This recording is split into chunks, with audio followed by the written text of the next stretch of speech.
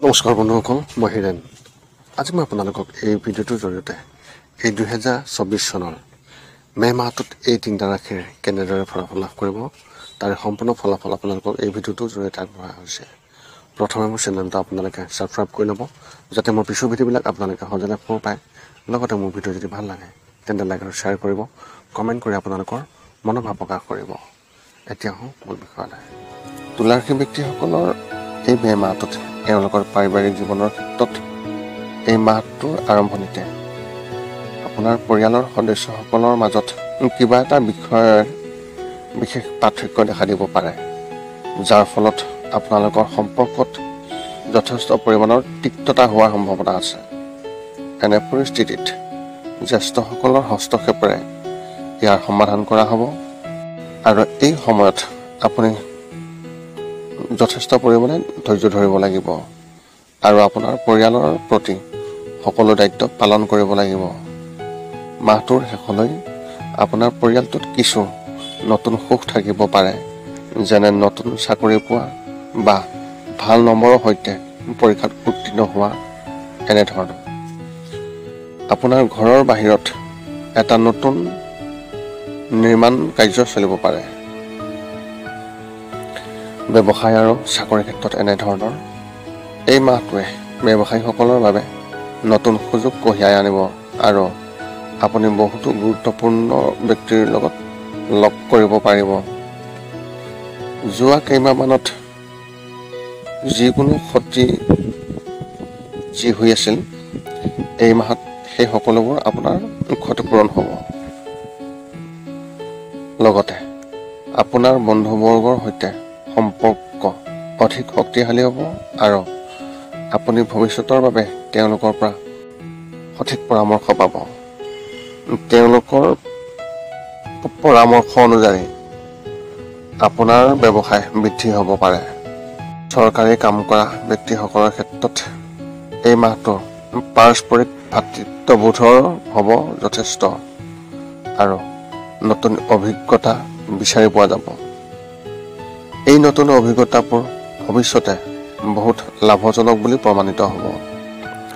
ব্যক্তিগত খণ্ডত চাকৰি কৰি থকা ব্যক্তিসকলৰ ক্ষেত্ৰত মুখ্যতঃ কম্পিউটাৰ আৰু মিডিয়াৰ ক্ষেত্ৰত কাম কৰা ব্যক্তিসকলে তেওঁলোকৰ কামৰ ক্ষেত্ৰত যথেষ্ট পৰিমাণৰ প্ৰশংসা লাভ কৰিব। শিক্ষা আৰু কেৰিয়াৰ ক্ষেত্ৰত এনেধৰণৰ বিদ্যালয়ত অধ্যয়ন কৰি থকা শিক্ষাৰ্থীসকলে এই মাহত অধ্যয়নত কম আৰু ইয়াৰ ক্ষেত্ৰত অধিক অনুভৱ কৰিব, যাৰ বাবে তেওঁলোকে কম নম্বৰ পোৱাৰ সম্ভাৱনা আছে। ফলত তেওঁলোকে পৰীক্ষাত কম নম্বৰ পোৱাৰ সম্ভাৱনা আছে। সেই হেতুকে দুয়োটাৰ মাজত ভাৰসাম্য ৰখাই চলিবলৈ চেষ্টা কৰাটো অত্যন্ত প্ৰয়োজন, অন্যথা পৰিস্থিতি অধিক অৱনতি হ'ব। উচ্চ শিক্ষা লাভ কৰা ব্যক্তিসকলৰ ক্ষেত্ৰত তেওঁলোকৰ আগ্ৰহ তেওঁলোকৰ বিষয়ত অধিক বৃদ্ধি পাব আৰু তেওঁলোকে নতুন বস্তু শিকিবলৈ আকৰ্ষিত হ'ব। প্ৰতিযোগিতামূলক পৰীক্ষাৰ বাবে প্ৰস্তুতি চলাই থকা শিক্ষাৰ্থীসকলৰ ক্ষেত্ৰত অধ্যয়নৰ পৰা মোহ ভংগ হ'ব পাৰে আৰু তেওঁলোকে নিজৰ ব্যৱসায়ৰ কাম আৰম্ভ কৰাৰ কথা ভাবিব পাৰে। এনে পৰিস্থিতিত যিকোনো গুৰুত্বপূৰ্ণ সিদ্ধান্ত লোৱাৰ আগতে আপোনাৰ জ্যেষ্ঠসকলৰ সৈতে আপুনি আলোচনা কৰক আৰু তেওঁলোকৰ পৰা মতামত লওক। প্ৰেমৰ ক্ষেত্ৰত এনেধৰণৰ এই মাহটো আপোনাৰ প্ৰেম জীৱনৰ বাবে ইমান ভাল নহয়।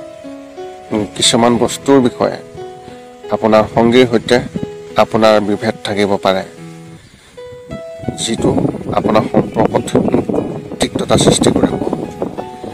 এনে সময়ত আপোনাৰ ধৈৰ্য ধৰাৰ অত্যন্ত প্ৰয়োজন আৰু ইজনে সিজনক বুজিবলৈ চেষ্টা কৰক, যাতে সমস্যাটো বেছি বৃদ্ধি নহয়। যদি আপোনাৰ বিয়া হোৱা বেছি সময় হোৱা নাই, তেন্তে তেওঁলোকৰ বাবে বিশেষ কিবা কৰিবলৈ চেষ্টা কৰক, অন্যথা সম্পৰ্কত নিশ্চয়তা অনুভূতি থাকিব পাৰে। অবিবাহিত ব্যক্তিসকলে এই মাহত এজন বন্ধু বান্ধৱৰ পৰা প্ৰেমৰ সম্পৰ্ক গঢ়ি তুলিব পাৰে। বিবাহৰ বাবে অপেক্ষা কৰি থকা ব্যক্তিসকলৰ ক্ষেত্ৰত এই মাহটো খুবেই ভাল আৰু এওঁলোকে সম্পৰ্ক বিচাৰি পোৱাৰ সম্ভাৱনা আছে আৰু এটা কাৰণত সেই সম্পৰ্ক যদি ফেইল হৈ যায় তেন্তে আপুনি আৰু যথেষ্ট সময় অপেক্ষা কৰিব লাগিব।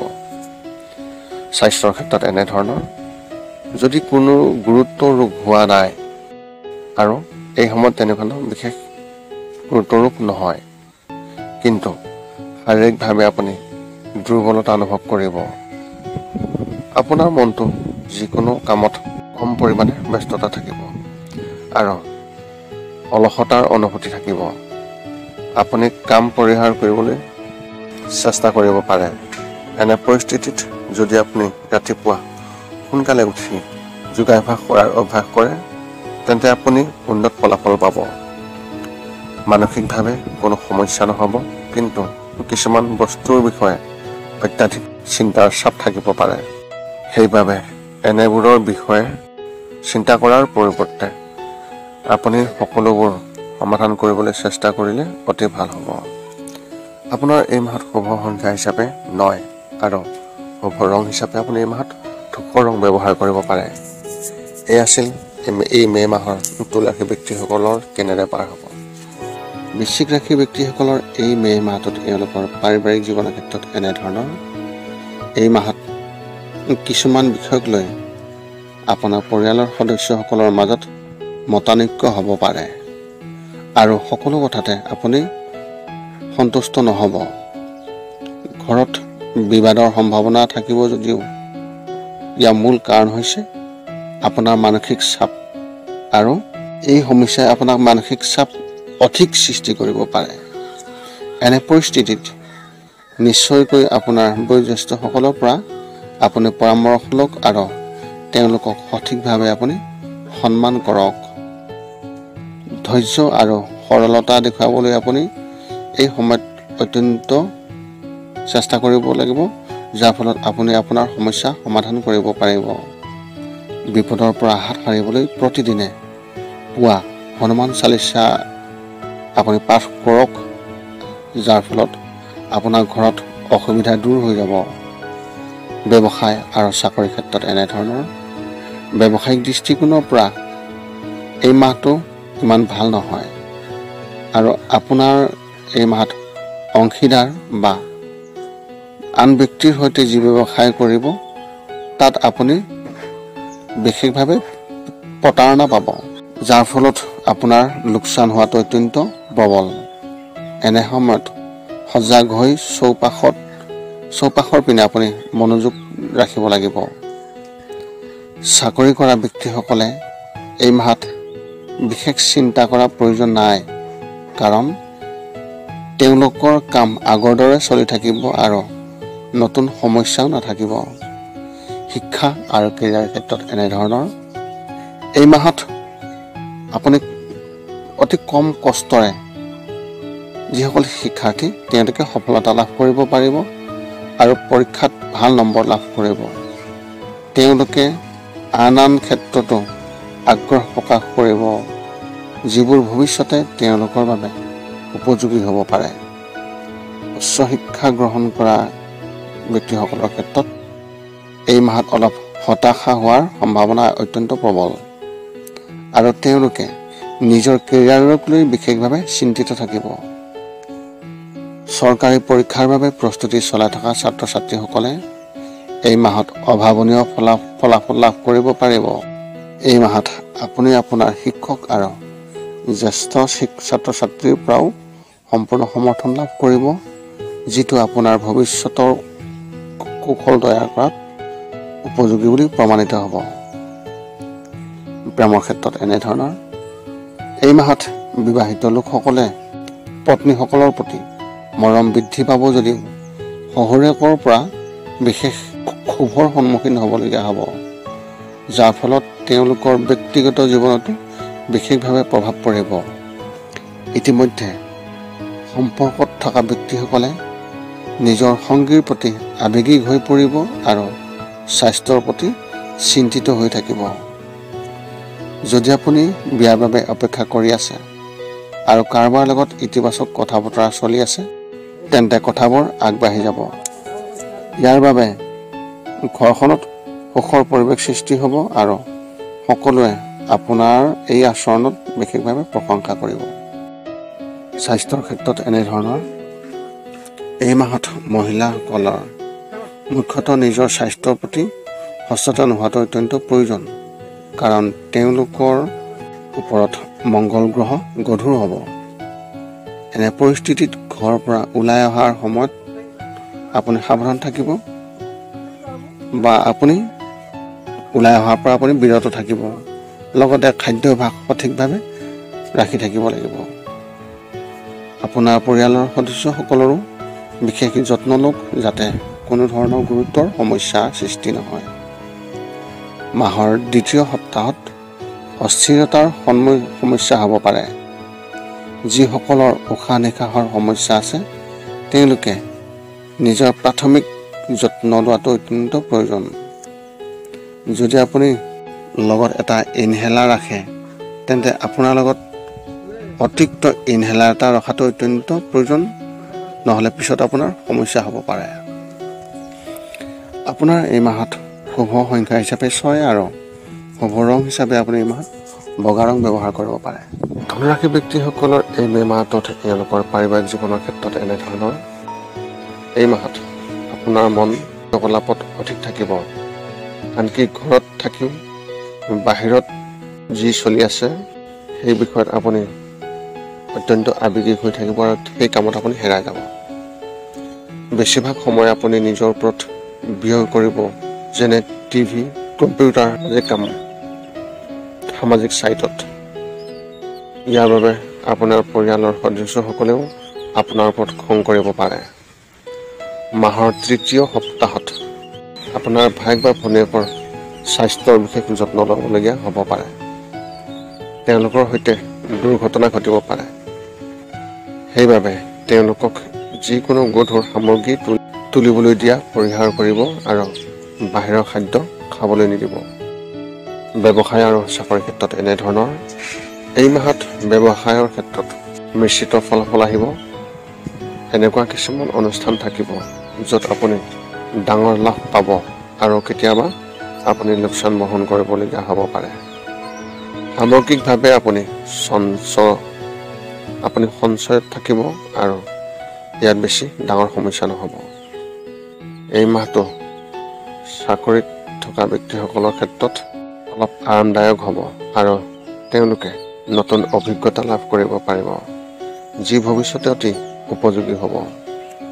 ব্যক্তিগত খণ্ডত কাম কৰি থকা ব্যক্তিসকলৰ ক্ষেত্ৰত এই মাহত তেওঁলোকৰ সহকৰ্মীৰ পৰা সম্পূৰ্ণ সমৰ্থন লাভ কৰিব, যাৰ ফলত তেওঁলোকৰ বাবে তেওঁলোকৰ কাম কৰা সহজ হ'ব। শিক্ষা আৰু ক্ৰীড়াৰ ক্ষেত্ৰত এনেধৰণৰ এই মাহটো শিক্ষাৰ্থীসকলৰ বাবে শুভ হ'ব আৰু তেওঁলোকে ভাল ফলাফল পাব। তেওঁলোকৰ বিদ্যালয়ৰ আৰু মহাবিদ্যালয়তো বিশেষ প্ৰশংসা লাভ কৰা দেখা যাব। সেয়েহে অধ্যয়নত বিশেষ মনোযোগ দিয়ক। সহপাঠীসকলেও এই সময়ত আপোনাক যথেষ্ট সহায় কৰিব। যদি আপুনি এটা প্ৰকল্পত কাম কৰি আছে তেন্তে আপুনি ইয়াত সফলতা লাভ কৰিব। প্ৰতিযোগিতামূলক পৰীক্ষাৰ বাবে প্ৰস্তুতি চলাই থকা যিসকল শিক্ষাৰ্থী, এই শিক্ষাৰ্থীসকলৰ বাবে এই মাহটো বিশেষভাৱে সন্তুষ্ট দেখা যাব আৰু তেওঁলোকৰ মনোযোগ নিজকে আৰু উন্নত কৰাৰ দিশত দেখা যাব। প্ৰেমৰ ক্ষেত্ৰত এনেধৰণৰ বিবাহিত লোকসকলে এই মাহত তেওঁলোকৰ পত্নীৰ সৈতে কাজিয়া কৰাৰ সম্ভাৱনা দেখা যাব, যাৰ ফলত পাৰস্পৰিক পাৰ্থক্য বৃদ্ধি পাব। এনে সময়ত অহংকাৰক আপোনাৰ ওপৰত আধিপত্য বিস্তাৰ কৰিবলৈ নিদিব আৰু ইজনে সিজনক বুজিবলৈ চেষ্টা কৰিব। সম্পৰ্কত বাস কৰা ব্যক্তিসকলৰ ক্ষেত্ৰত এই মাহত অধিক মধুৰ হ'ব আৰু দুয়োৰে বিশ্বাস শক্তিশালী হ'ব। যদি আপুনি কাৰোবাৰ সৈতে বিবাহৰ কথা ভাবি আছে বা আলোচনা কৰি আছে তেন্তে সন্মুখৰ ফালৰ পৰা কোনোবাই ইয়াত বাধা দিবলৈ চেষ্টা কৰিব। আপুনি ইয়াৰ বিষয়ে যথেষ্ট পলম কৰিহে জানিব পাৰিব।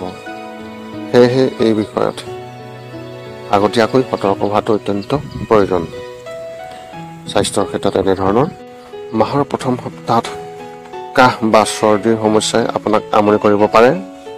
যি কেইদিনমানৰ কাৰণেহে থাকিব। চিন্তা নকৰিব, কিয়নো ই স্বাভাৱিক হ'ব আৰু কেইদিনমানৰ ভিতৰতে আপোনাৰ এই সমস্যা আঁতৰি যাব। শাৰীৰিকভাৱে আপুনি স্বাস্থ্যৱান হ'ব আৰু আন কোনো সমস্যা নহ'ব। মানসিকভাৱে আপুনি কিবা এটা বিষয় চিন্তিত হ'ব পাৰে আৰু আপুনি এই বিষয়টো কাৰোবাৰ সৈতে ভাগ বতৰা কৰিব নোৱাৰিব, যাৰ ফলত উদ্বেগ আৰু আপোনাৰ বৃদ্ধি পাব। এনে পৰিস্থিতিত আপোনাক পৰামৰ্শ দিয়া হৈছে যে যিয়েই নহওক এই সমস্যাটো আপুনি এজন বন্ধু বা আত্মীয়ৰ সৈতে আপুনি ভাগ বতৰা কৰিলে অতি শুভ হ'ব। আপোনাৰ এই মাহত শুভ সংখ্যা হিচাপে 2 আৰু শুভ ৰং হিচাপে আপুনি এই মাহত সেউজীয়া ৰং ব্যৱহাৰ কৰিব পাৰে। এই আছিলে মে মাহটোত ধনুৰাশি ব্যক্তিসকলৰ কেনেদৰে ফলাফল লাভ কৰিব। পুনৰ লগ পাম অন্য এটা ভিডিঅ'ত। আজিলৈ ধন্যবাদ।